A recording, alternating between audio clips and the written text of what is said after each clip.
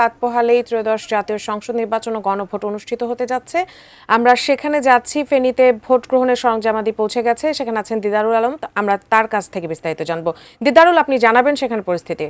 Police লাইনসে এখানে আসলে আমরা যদি একটু পেছনে দেখানোর চেষ্টা করি যে সকাল থেকেই কিন্তু এখানকার যে কেন্দ্রগুলোতে আনসারের যে সদস্য সেগুলোকে পাঠানো হচ্ছে এবং এখান থেকে তারা সদর উপজেলায় যাবে এবং সদর উপজেলা গিয়ে তারা যে ভোটের যে সকল সরঞ্জামগুলো আছে সেগুলো নিয়ে কিন্তু তারা আসলে কেন্দ্রগুলোতে পৌঁছাবেন আমরা যতটুকু জানতে পেরেছি। এবং ফেনীতে প্রায় 428টি কেন্দ্রে ভোট গ্রহণ হবে, যেখানে সেজন্য কিন্তু আসলে এখানকার যে নির্বাচন কমিশন তারা তাদের প্রস্তুতি গ্রহণ করেছেন, যেখানে মোট ভোটারের সংখ্যা হচ্ছে 13,30,000 এবং 40,000 পোস্টাল ভোট কিন্তু ফেনীতে এসে পৌঁছেছে। কি বুঝলেন ভাই?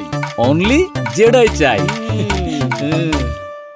মধ্যে এবং 428টি কেন্দ্রের মধ্যে আসলে নির্বাচন কমিশন যে 55টিকে আসলে ঝুঁকিপূর্ণ বলে তারা বলেছেন এবং এর মধ্যে আসলে আইনশৃঙ্খলা যে বাহিনী তারা যেভাবে সাজিয়েছেন, যেখানে বিজিবি রয়েছে 18 প্লাটুনের মতো এবং সেনা সদস্য রয়েছেন 9 প্লাটুন এবং পুলিশের মোবাইল টিম থাকবে প্রায় 54টি এবং পুলিশের স্ট্রাইকিং ফোর্স থাকবে 5 প্লাটুন এবং র্যাবের 6 প্লাটুন র্যাব থাকবেন।